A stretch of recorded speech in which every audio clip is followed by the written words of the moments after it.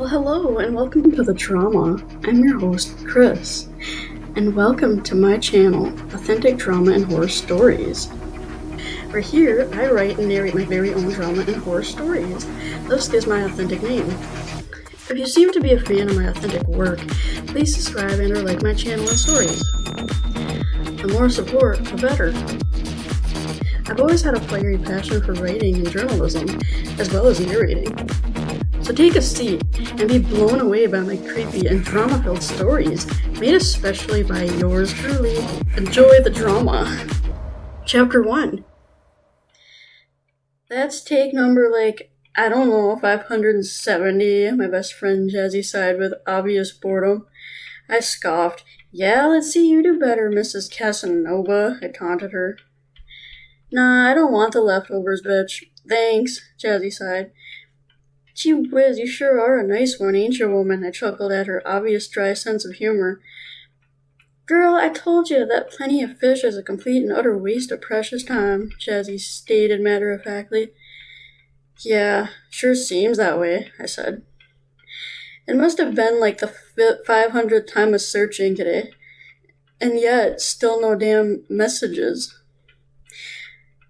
Most of the men on this app seem to either be too far away or just straight up dicks. Only 25 years old, overweight, and on top of that monstrosity, I wear a huge, thick pair of glasses as well. A total beauty queen, I thought aloud. What's that, girl? Asked Jazzy. Nothing, Jazz, I sighed, upset and defeated.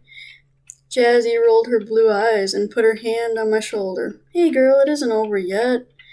I'm sure something will come here soon. Maybe I can ask around and see when the Chippendales are coming to town, Jazzy said with a sly tone that I obviously knew she was joking. Quit joshing me, Jazz, I sighed, irritated. Okay, sorry for the pun, laughed Jazzy. She flipped her medium brown straight hair to the side and smiled. Jazzy was as pretty as a supermodel, but as tough and modest as an angry bull not to be reckoned with. I'm not quite certain why such a woman would even consider me as a best friend. Basically, even a sister, perhaps. She had long, straight, to-die-for hair, a perfect attitude. She stood approximately 5'11", and I was only a mere 5'6", and looked a lot like Mae Steffens. Hey, sugar, everything golden? It'd be better if I wasn't single anymore, I sighed. Hey now, Jazzy cooed, it's not the end of the world, girl. Tell you what's up, why don't we go swimming tomorrow? I'll even call the girls up, Jazzy asked hopeful.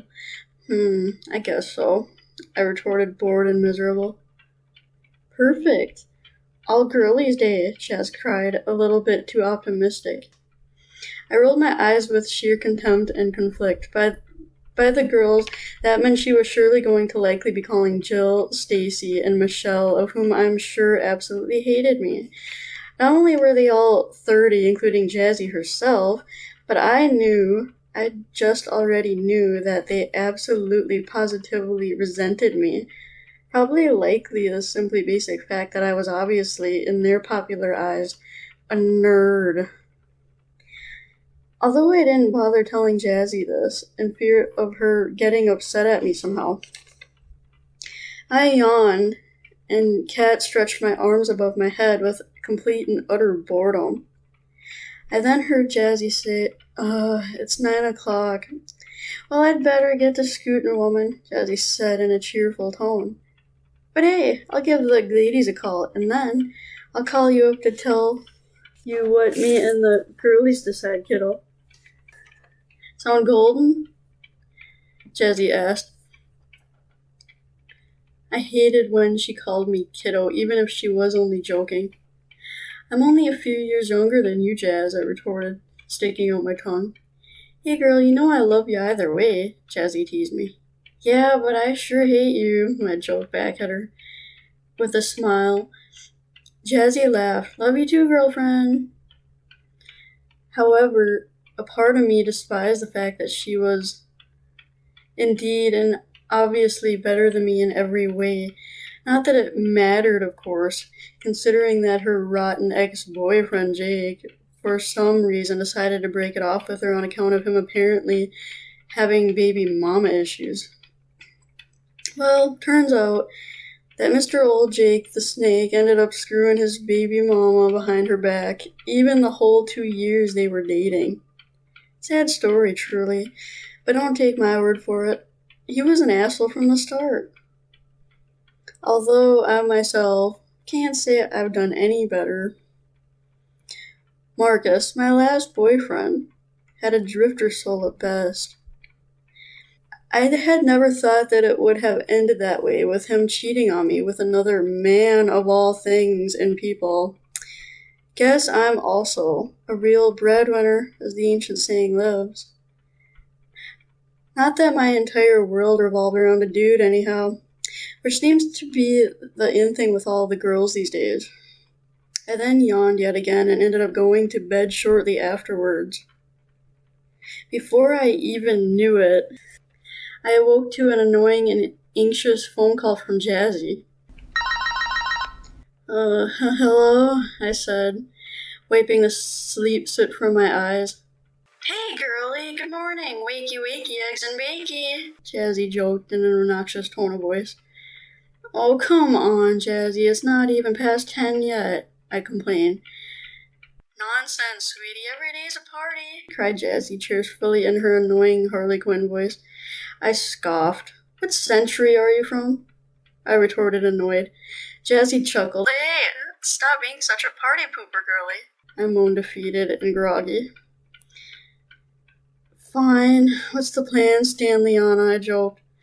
Okay, so I gave the girls a jingle, and they are most definitely all in, Jazzy cried too excitedly. Okay, calm the heck down, Jazzy. I just got my ass up, I groaned. Well, get your tired, groggy ass ready for me, 'cause I'm indeed most certainly coming to get ya, shouted my annoying bestie. But Jazzy, wait, I protested, but it was obviously futile. Damn it, I cursed aloud. Just as I was pondering to myself of why I had chosen to befriend such an annoying woman, I heard Jazzy's Denali SUV roar up to my hose, just as I was hurriedly packing my stuffed items in my Mr. Beast logo backpack and struggling to pull one of my socks on my feet. About a few seconds of physical struggling later, I then heard my bestie pounding at my door and startling me in the process, making me drop my cup of coffee. But luckily for me, the cup was 100% paper. Jeez Louise, Jazzy, almost gave me a freaking heart attack, I cried, collecting myself. Oh, I'm sorry, sugar, Jazzy replied. No, it's good. Just let me take a minute to clean up the mess, I sighed. I secretly felt like stabbing my friend as I walked over to my pantry to grab me a paper towel. A few minutes of decontaminating my floor later, and I was indeed ready to go. I'm truly sorry about that, Angelina, Jazzy sympathized. No, it's all good here, Buttercup, I said with a light-hearted smirk. You sure, sweetie? You're not upset with me, right? Jazzy asked, unsure if I was just holding it in. Yeah, Jazz, it's okay. I'm not angry. People make mistakes, you know, I comforted, but I could tell Jazzy was still a bit unsure. Probably due to my annoyed and groggy expression. Well, if you say so, woman. I'm always here to talk, you know. Yeah, Jazz, I'm aware of this. So what's the plan then? Where are we going and what are we going to do? I questioned, already annoyed with this morning. Well, first, me and the girls decided on going to go and get some Starbucks and then go to the Holiday Inn Express, Jazzy cried, like an excited, optimistic teenage girl. Are we like... Jazzy cut me off. And yes, we are going to stay the night for a couple of days, Jazzy stated. Jazzy, come on, you know I'm a total homebody. And besides, a brand new episode of The Vampire Boys starts tonight, I protested, hoping she'd change her mind. Oh, no. You're coming with us whether you like it or not, woman. And besides, there's always YouTube. Get over it, Jazzy said. And who knows? Maybe you'll even get yourself a guy, huh? Jazzy said with a sly wink. Ha ha, very funny, Jazzy, I sighed. After about 15 minutes, me and Jazzy finally made it to our downtown and local Starbucks. Alright, girlie, I'm gonna give the chicks a call and see where they're at. Would you mind running in and getting the coffee? Asked Jazzy with a cute smile like an almost innocent girl wanting her parents to buy her a brand new teddy bear. I sighed lazily and painfully agreed, although I was tired and slightly irritated. Hey girl, keep your chin up. Your drink's on me, and don't you worry. So is the hotel stay for compensation for me making you spill your drink, Jazzy said sympathetically. Now, go get 'em, Tiger, Jazzy cheered. I lazily sighed and rolled my tired, swollen eyes, which I'm sure had raccoon marks under them from being so damn tired, and went inside. I looked back one more time at my friend to see her waving at me with one hand while she was seemingly on her phone with the other. I sighed annoyed and went inside.